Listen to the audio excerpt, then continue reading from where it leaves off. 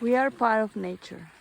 That's why when we go out into the woods and see the green and listen to the water running and look at the leaves and all the beauty of the sky and the clouds, our minds settle.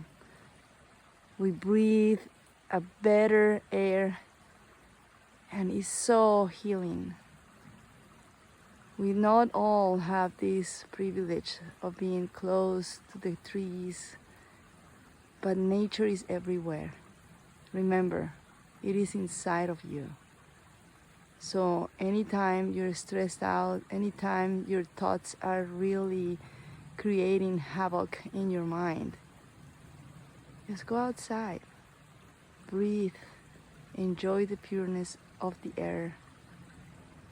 Have a plant in your office, in your house, and that will create the same calming effect that being in the woods will cause in your mind. Just remember to breathe, take care of yourself, and be grateful for all that surrounds you.